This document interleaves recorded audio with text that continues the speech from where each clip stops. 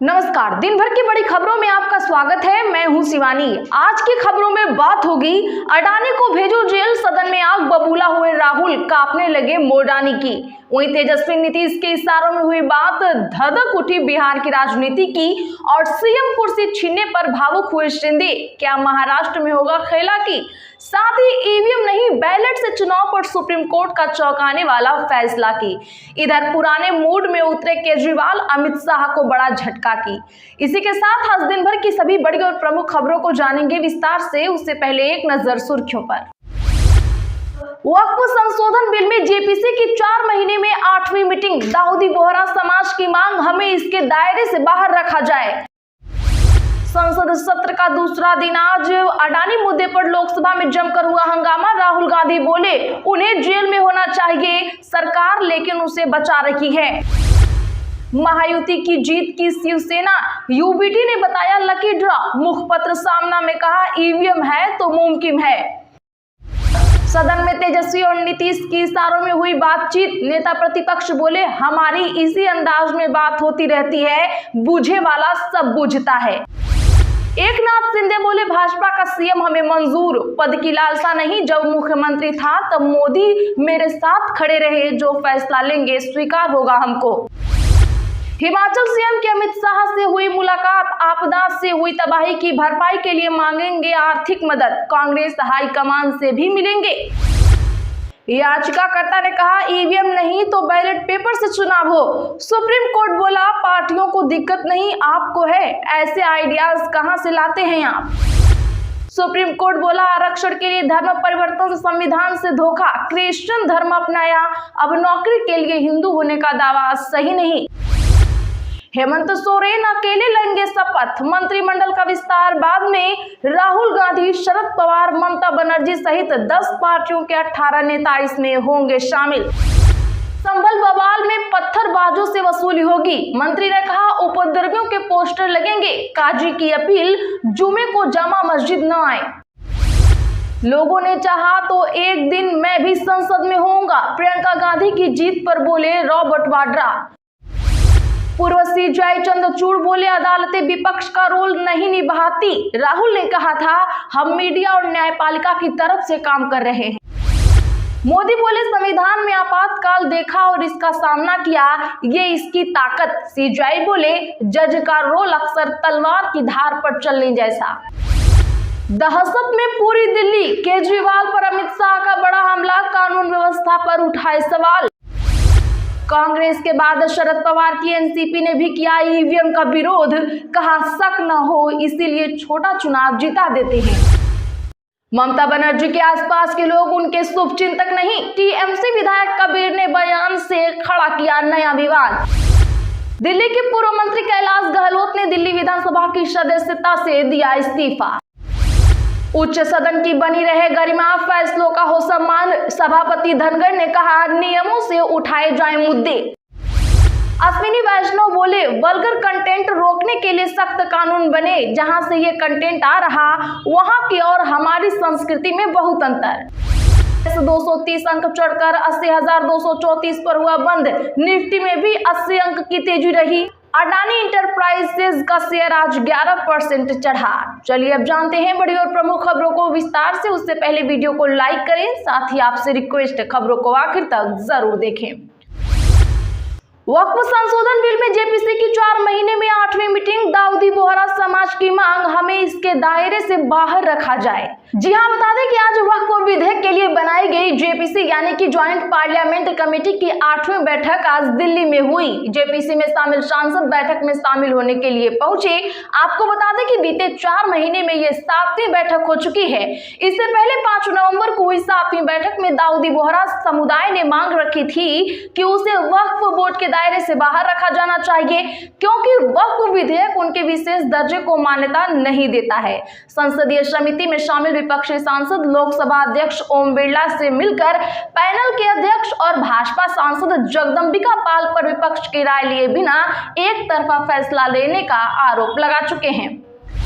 संसद का आज दूसरा दिन। अडानी मुद्दे पर लोकसभा में हुआ हंगामा। राहुल गांधी बोले उन्हें जेल में होना चाहिए, लेकिन सरकार बचा रही। जी हां, संसद के शीतकालीन सत्र का आज दूसरा दिन रहा। लोकसभा में सुबह 11 बजे कार्यवाही शुरू होते ही विपक्ष ने अडानी मुद्दे पर हंगामा किया।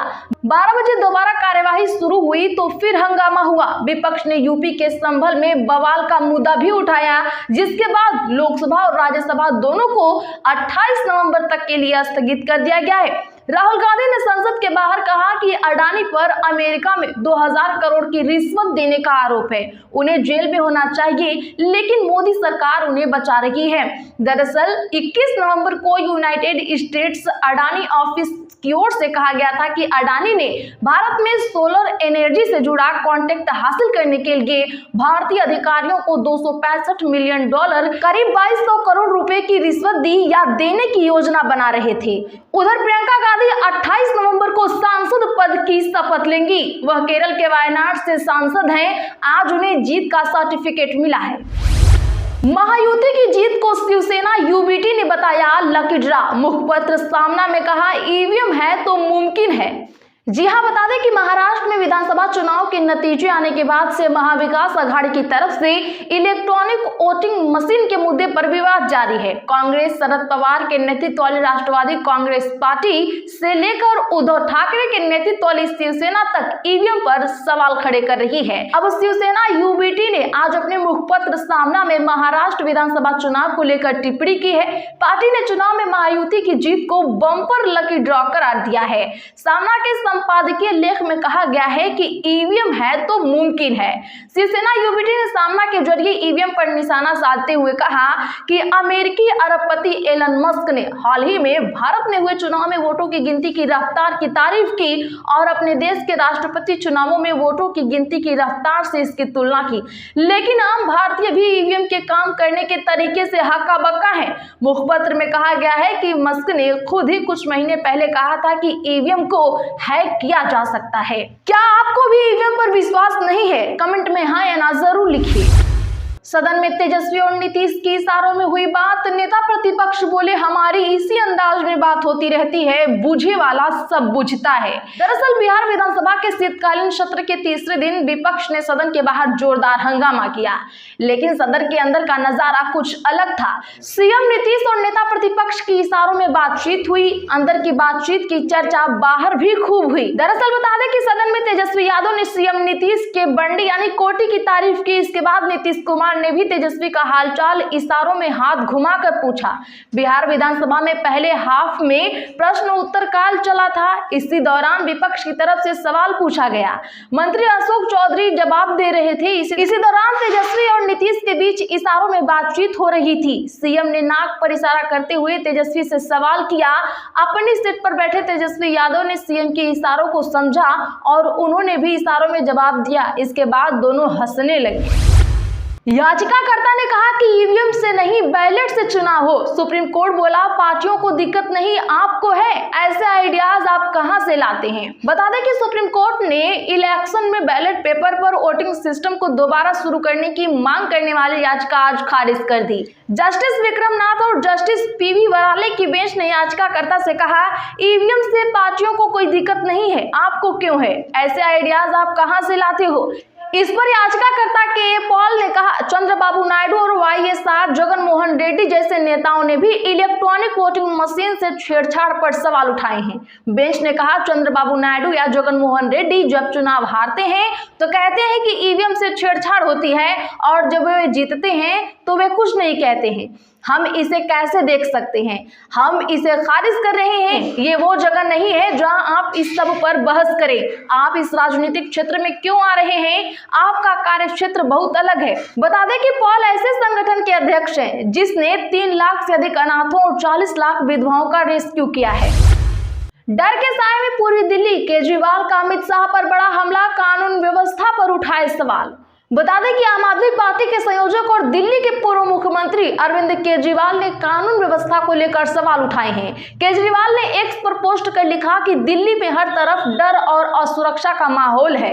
गली मोहल्लों में गोलियां चल रही हैं, व्यापारियों को धमकियां दी जा रही हैं, सरेआम लोगों को मारा जा रहा है। केजरीवाल ने लिखा कि अमित शाह ने दिल्ली की कानून व्यवस्था का मजाक बनाकर रख दिया है। केजरीवाल ने कहा कि आज नांगलोई में ऐसे 2 परिवारों से मिलने जा रहा रहा हूँ। एक परिवार की दुकान पर दिन दहाड़े गोलियां चली थी, दूसरे परिवार से फोन पर करोड़ों रुपए की फिरौती मांगी गई और ये सब पूरी दिल्ली में हो रहा है। आचार्य प्रमोद कृष्णम को अखिलेश यादव ने बताया उधार का संत, आरोपों पर दी प्रतिक्रिया। जी हां, बता दें कि उत्तर प्रदेश के पूर्व सीएम अखिलेश यादव ने कांग्रेस के पूर्व नेता आचार्य प्रमोद कृष्णम को उधार का संत बताया है। अंबेडकर नगर में एक शादी समारोह में पहुंचे अखिलेश यादव ने पत्रकारों के सवाल पर यह प्रतिक्रिया दी है। बीते दिनों संभल में हुए बवाल को लेकर आचार्य प्रमोद कृष्णम ने आरोप लगाया था कि सपा के कार्यकर्ता इसमें शामिल थे। कई मौकों पर आचार्य ये भी कह चुके हैं कि संभल में कल्कि धाम बढ़ने से अखिलेश की तत्कालीन सरकार ने रोक लगाई थी। कन्नौज सांसद ने प्रमोद कृष्णम के सवाल पर कहा कि उधार के संतों पर हमें कुछ नहीं कहना। इसके साथ ही उपचुनाव पर अखिलेश यादव ने कहा कि 2 सीट बड़ी मुश्किल से बीजेपी जीत रही थी, सातों की सातों सीटें समाजवादी पार्टी जीती है, लेकिन प्रशासन ने सर्टिफिकेट किसी और को दिया और जो संभल में हुआ वह हुआ नहीं, कराया गया है। सपा चीफ ने कहा कि मैं भारतीय जनता पार्टी का धन्यवाद देता हूं कि आपने जो कोचिंग दी हम लोगों को इस चुनाव में, पूरा प्रशासन आगे करके, बेईमानी करके, ये हमें आगे के लिए और भी मजबूत बनाएगा। तो आज के लिए बस इतना ही। ऐसे ही बड़ी खबरों के लिए चैनल सब्सक्राइब करें, बगल में घंटे के निशान को भी जरूर दबा लें। वीडियो को लाइक शेयर कर चैनल सब्सक्राइब करना ना भूलें।